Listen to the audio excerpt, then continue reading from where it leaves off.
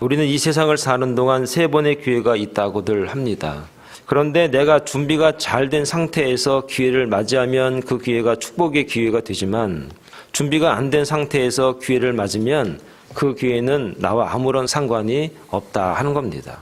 어떻게 그 기회를 잡을 수 있을 만큼의 준비를 하고 있느냐, 그 준비가 중요한 것입니다. 벤자민 프랭클린이라고 하는 사람이 이렇게 말을 합니다. 기다릴 줄 아는 사람이 바라는 것을 가질 수 있다. 그런데 어떻게, 어떤 자세로, 어떤 마음으로 무엇을 하면서 기다리느냐, 그게 중요하다 하는 말씀인 겁니다. 오늘 본문의 3절의 말씀에 보면 주님의 길을 예비하고 준비하는 것을 우리들의 주인 되신 주님이 오셨을 때 하나님의 일을 차질 없이 진행할 수 있도록 우리가 할 수 있는 일을 하면서 기다리라, 이렇게 말씀을 하고 있는 것입니다. 오늘 성경이 가르치고 있는 그 준비가 무엇인가, 어떤 준비를 하고 주님 오실 때를 기다리는 자가 되어야 하는가. 첫째는 말씀이 이루어진다고 하는 그 말씀에 대한 확신을 가지고 기다려야 된다 하는 겁니다. 2절 말씀에 보니까 이렇게 말합니다. 선지자 이사야의 글에 내가 내 사자를 내 앞에 보내노니, 그렇게 말합니다.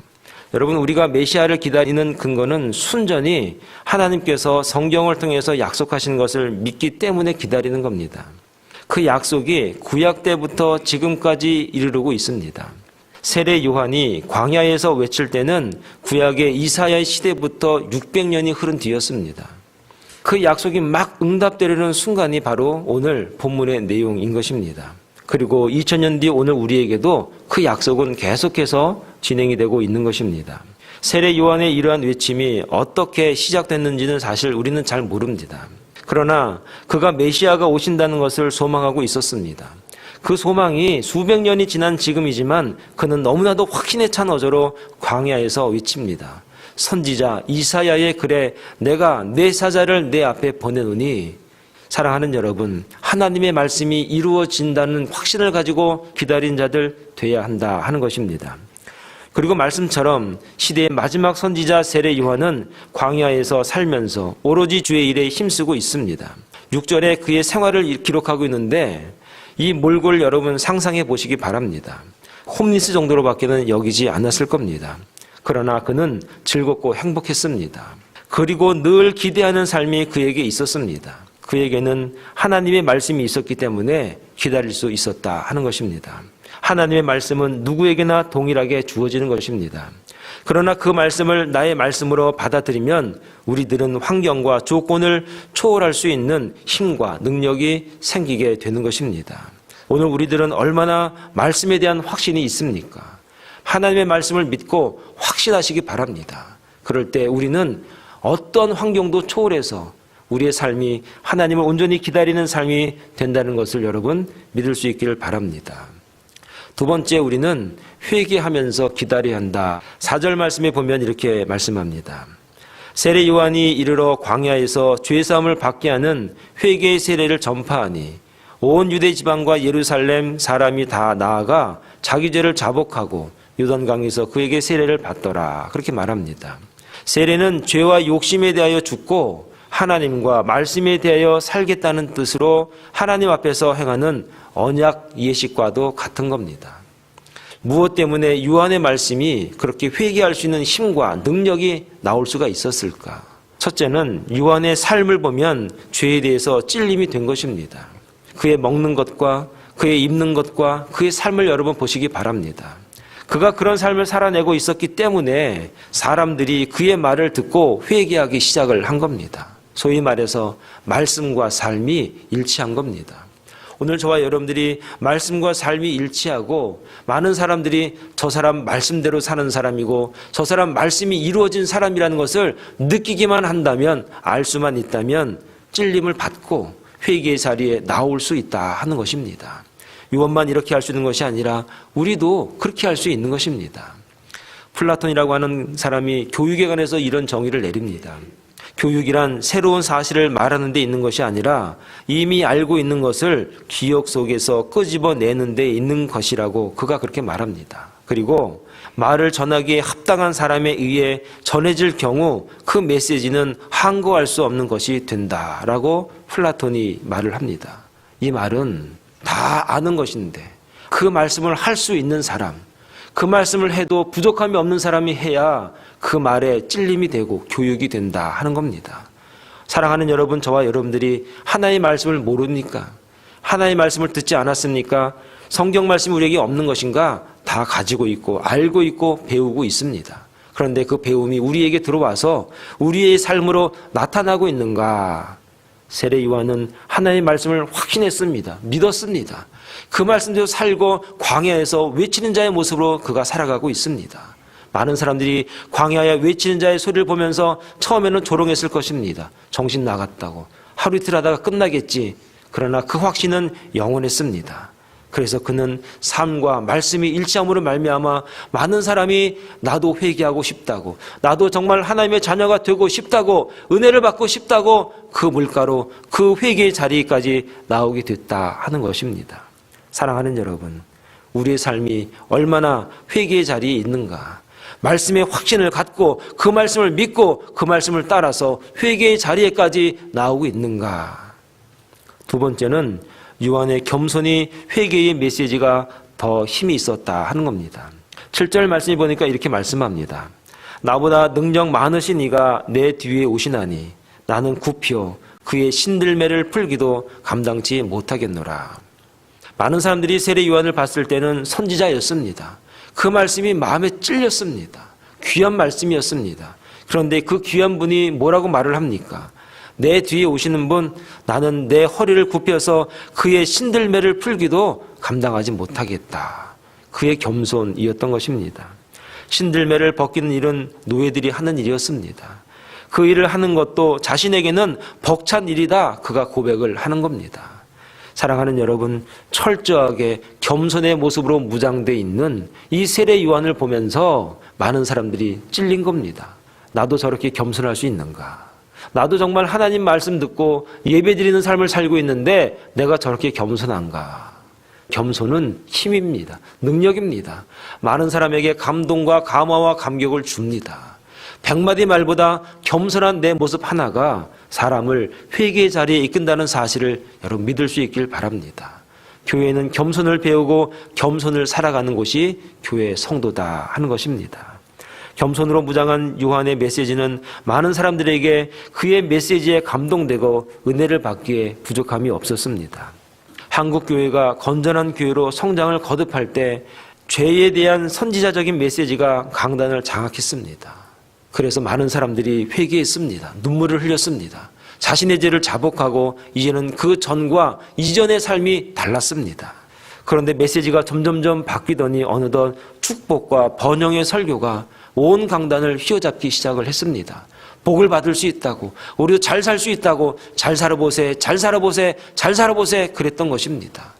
이 얘기는 박정희 대통령이 새마을운동 때 하는 것인데 교회가 그대로 똑같이 교회가 따라 했던 것입니다. 제대로 똑바로 온전히 말씀대로 살아보세, 교회가 그렇게 했어야 되는데 그 시기를 놓쳤습니다.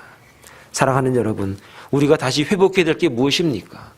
내 죄를 돌아보고 나를 돌아보면서 말씀이 나를 비춰보면서 제대로 똑바로 온전히 말씀대로 살아보세, 그 말씀의 근거에서 겸손으로 무장한 저와 여러분이 되셨을 때에 우리 교회가, 한국교회가 다시 회복될 수 있는 기회를 얻게 될 것입니다. 죄를 고백하는 데에 성령이 임하시고 교회의 부흥도 같이 임하게 되는 것을 우리는 말씀을 통해서 보게 되는 것입니다.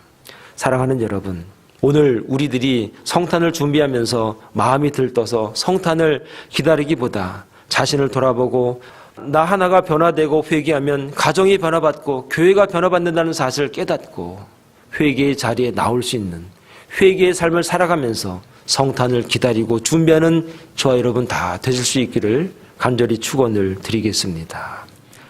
마지막으로 성령을 사모하며 기다려야 한다. 여러분, 회개하면 깨끗해집니다. 그래서 하나님이 들어오십니다. 성령이 임하는 것입니다. 8절 말씀에 보면 이렇게 말씀합니다. 나는 너희에게 물로 세례를 주거니와 그는 성령으로 너희에게 세례를 주신다 말씀합니다. 요한의 세례를 받은 자들은 한결같이 기다리는 것이 있었습니다. 그것은 성령이었습니다. 성령을 선물로 받기 위해서 그들은 회개하고 그날이 오기까지 그들의 삶을 깨끗하게 하면서 기다립니다. 여러분, 물은 우리의 몸을 깨끗하게 합니다. 성령은 우리의 영혼을 깨끗하게 합니다. 9절 말씀에 보니까 그때 예수께서 갈릴리 나사렛으로부터 와서 요단강에서 요한에게 세례를 받으시고 곧 물에서 올라오실새 하늘이 갈라짐과 성령이 비둘기같이 자기에게 내려오시는 것을 많은 사람들이 목격하고 경험하게 됩니다. 주님도 세례를 받으십니다. 그리고 잠시 뒤에 하늘이 열리고 음성이 들립니다. 성령이 비둘기같이 임합니다. 비둘기는 평화의 상징으로 온화한 모습으로 임하게 되는 것입니다. 성령이 함께하는 사람은 평화롭습니다. 평화로운 가족, 평화로운 교회, 평화로운 민족은 성령 하나님이 함께하는 그런 나라와 민족과 가정인 겁니다.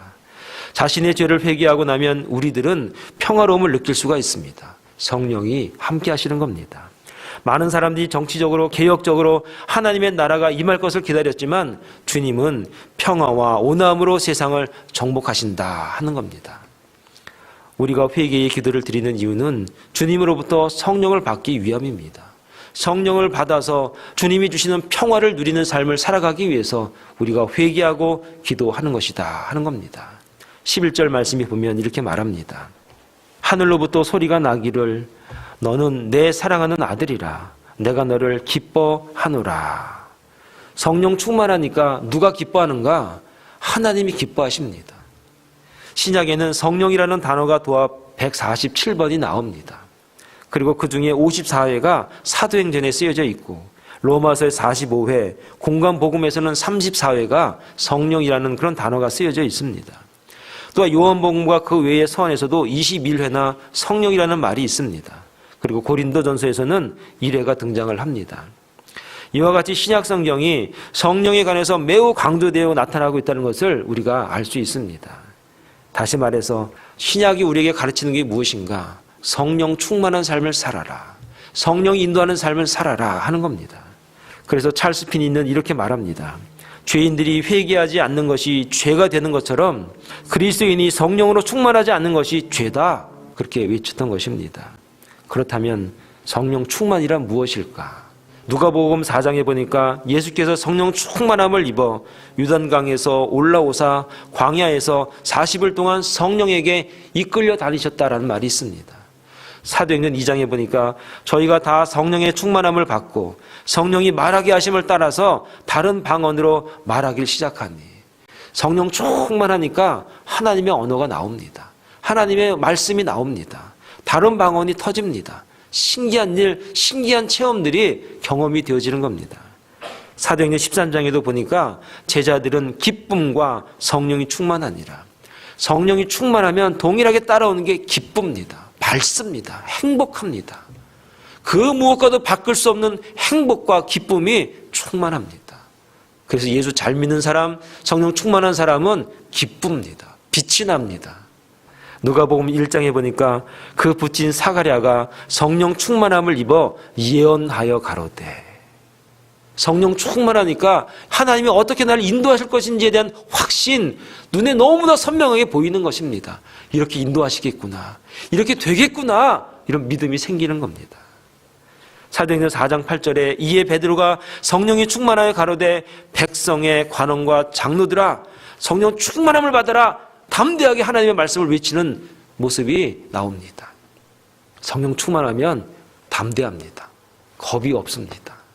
사도행전 11장에 보니까 바나바는 착한 사람이여 성령과 믿음이 충만한 자라 이에 큰 무리가 죽게 더하더라. 성령 충만하면 그 말씀에 능력이 있습니다. 힘이 있습니다. 확신이 있습니다. 그래서 많은 사람이 하나님께로 나오게 된다 하는 겁니다. 사도행전 4장 31절에 빌기를 다음에 모인 곳이 진동하더니 무리가 다 성령 충만하여 담대히 하나님의 말씀을 증거하니 라고 나옵니다. 사랑하는 여러분, 성령 충만한 인생이 무엇입니까? 결국은 내가 기뻐서 행복해서 하나님의 사랑에 너무나 감사해서 그 말씀을 증거하는 데까지 이르게 된다 하는 것입니다. 성령 충만한 교회는 말씀을 증거합니다. 성령 충만한 사람은 때를 어떤지 못 어떤지 간에 하나님의 말씀, 주의 말씀을 증거하는 인생이 된다는 것을 우리가 말씀을 통해서 알게 되는 겁니다. 누가복음 1장 15절 이는 저가 주 앞에 큰 자가 되며 포도주나 소주를 마시지 아니하며 모태로부터 성령의 충만함을 입어 나를 절제하고 나를 관리하고 이제 하나님이 원하는 인생으로 내 삶을 전환하게 되는 것, 성령 충만한 삶입니다. 사랑하는 여러분, 초대교회 때는 핍박이 많았습니다. 여러분 지금 예수 믿으면서 핍박이 많으십니까? 누가 여러분 예수 믿는다고 해서 잡아가서 사자굴에다 집어넣습니까? 얼마나 행복한 인생입니까? 하나님의 은혜입니다. 그런데 초대교회는 성령 충만해서 하나님의 말씀을 증거하면 잡아갔습니다. 이런 얘기가 전해집니다. 어느 날 5살 난 아이와 엄마가 예수 믿는다고 로마 군인들에게 잡혀 처형 직전에 있습니다. 콜로세움에는 이들의 죽음을 보면서 즐거워하고 환호하는 군중들이 가득 찹니다. 아이와 엄마는 군중들 앞에 내몰립니다. 그리고 몇 줄을 굶긴 사자가 철장에서 이들을 보자 미친 듯 달려들 태셉니다. 으르렁거리는 겁니다. 이때 아이가 엄마를 꽉 잡고 무서워서 떱니다. 얘야, 잠깐만 기다려라. 그럼 우린 천국에서 주님과 영원히 함께 행복하게 살 것이다. 아이가 엄마에게 말합니다. 엄마, 고맙습니다. 철장이 열립니다. 굶주린 사자는 힘없는 아이와 엄마를 한 번에 덮칩니다. 사람들은 환호하지만 성령이 충만한 엄마와 그 아이는 하나님의 나라에, 아브라함의 품에 안기게 되는 겁니다. 사랑하는 여러분, 우리가 성탄을 준비하고 기다립니다. 기쁨으로만 가득한 성탄절 예배, 기대만 가지고 있는 성탄절 예배가 아니라 우리가 어떤 마음으로 이 성탄절을 기대하고 준비하고 기다려야 하는가? 성령 충만하시기 바랍니다. 성령 충만해서 기뻐서 주의 말씀을 증거해서 많은 사람들이 이 성탄이 어떤 것이 진정한 의미를 깨달을 수 있는 이번 성탄절 예배가 다 될 수 있기를 간절히 축원을 드리겠습니다. 기도하겠습니다.